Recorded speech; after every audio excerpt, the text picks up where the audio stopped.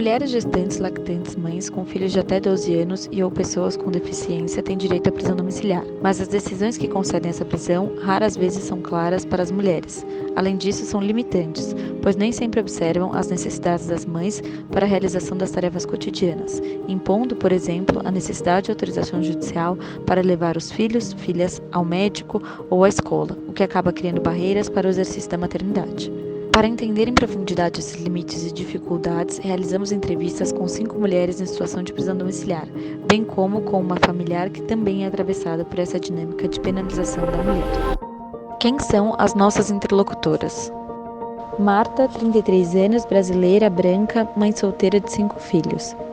Jennifer, 19 anos, brasileira, indígena, mãe solteira de 1 filho. Camila, 31 anos, filipina, parda, mãe de 4 filhos. 2 residem nas Filipinas com o avô e outros 2 moram no Brasil com ela. Maria, 35 anos, tcheca, não declarou sua cor. Está grávida e é mãe de outros 3 filhos. 2 residem na República Tcheca e uma no Brasil com ela.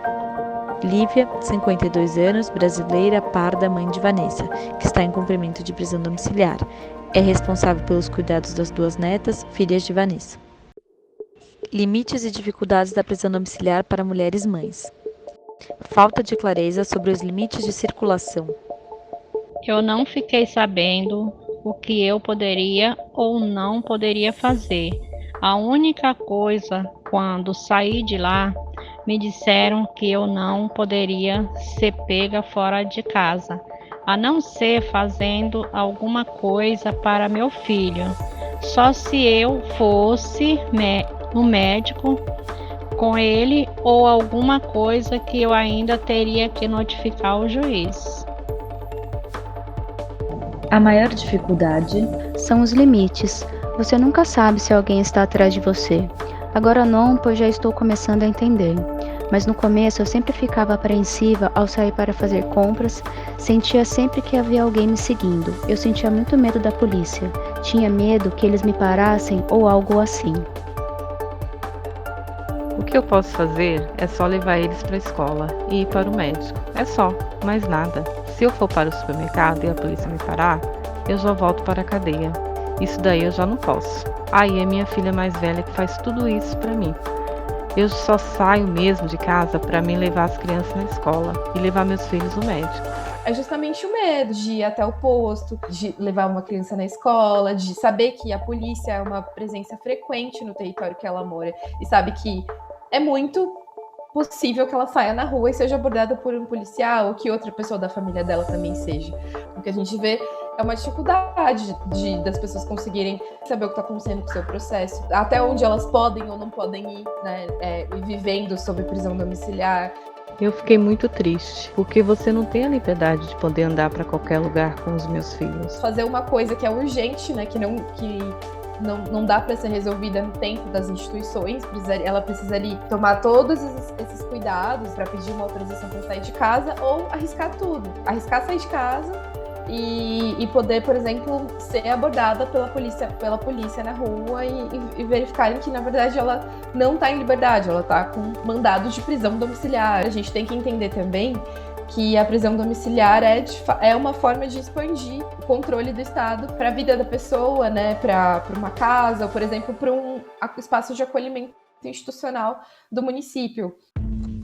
Não, o juiz não disse nada. Ele disse para eu ficar em casa e o consulado diz que não é para eu sair.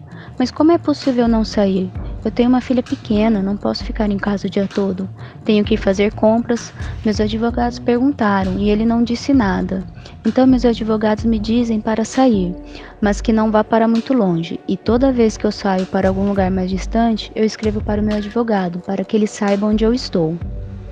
A prisão domiciliar não se sustenta sem a garantia do acesso a políticas públicas.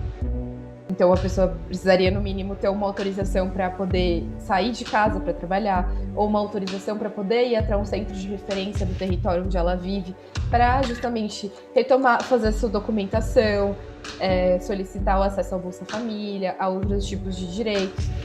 Pensar que muitas vezes as mulheres saem em prisão domiciliar e vão para suas casas para cuidar dos filhos, é imprescindível que ela tenha, por exemplo, possibilidade de ir e voltar de casa para levar a criança na creche, na escola, no hospital. As despesas estão muito altas e eu não tenho trabalho, mas aqui tem escola de graça, hospital de graça.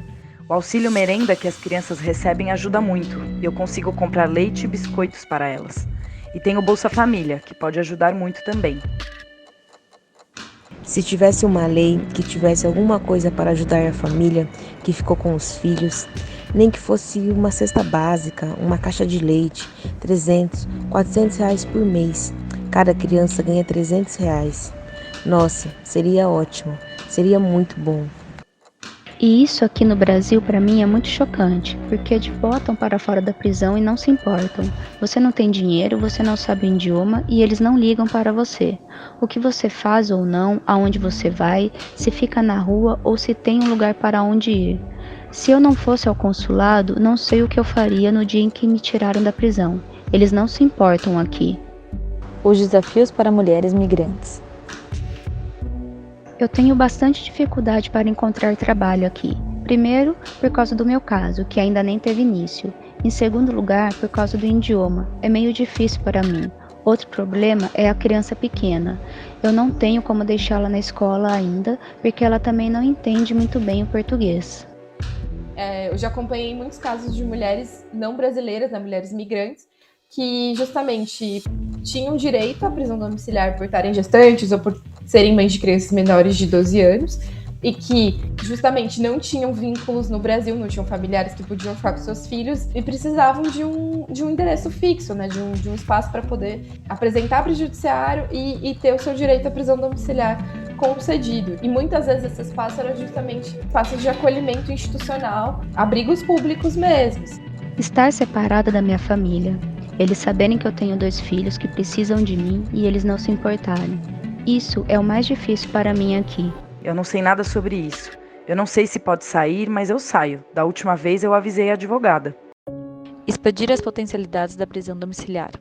A forma como a gente pode, né, endereçar melhor e entender esses limites e as potencialidades, né, porque a prisão domiciliar de fato é um mecanismo de desencarceramento, mas a gente precisa ponderar que muitas vezes esse mecanismo de desencarceramento precisa vir com outros cuidados e que seja de orientação, de acesso à rede, de política pública, que juízes e juízas considerem suas decisões judiciais que é necessário incluir que a pessoa vai ter autorização para ir para o hospital, para ir fazer o acompanhamento do pós-parto, vai poder sair de casa numa emergência, vai poder entrar em contato direto com o cartório do fórum, caso tenha algum problema.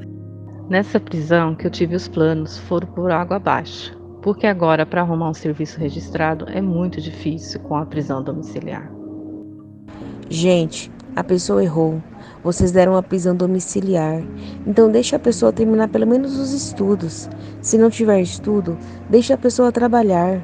É necessário desconstruir a ideia de que a prisão domiciliar é uma punição mais leve, porque não é. Proibiram de trabalhar, de estudar e ir no mercado. De tudo. Era para ficar presa mesmo dentro de casa. Proibiram de tudo, tudo.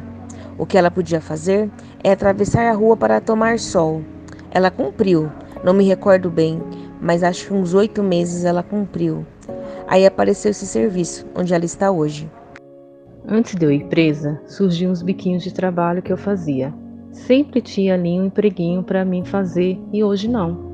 Hoje as pessoas sentem medo da gente que está na prisão domiciliar, porque pensa que a gente vai fazer alguma coisa com eles.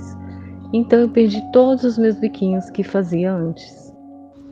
A prisão domiciliar é um primeiro passo no sentido de privilegiar medidas desencarceradoras. Entretanto, o Instituto não se encerra com a concessão da medida e a sua aplicabilidade ainda deve ser aprimorada para contemplar a garantia do exercício pleno da maternidade e as condições efetivas de proteção à infância. Uma política desencarceradora deve estar integrada à perspectiva da proteção social e do acesso a direitos fundamentais, a partir da articulação com políticas de assistência social, saúde, educação e emprego, bem como do atrelamento a políticas redistributivas de renda. Caso contrário, reforçam-se situações de vulnerabilidade e ciclos de violência estatal na qual muitas das mulheres se encontram antes mesmo da prisão. Deste modo, é fundamental que tais questões sejam levadas em consideração por magistrados e magistradas ao concederem o direito.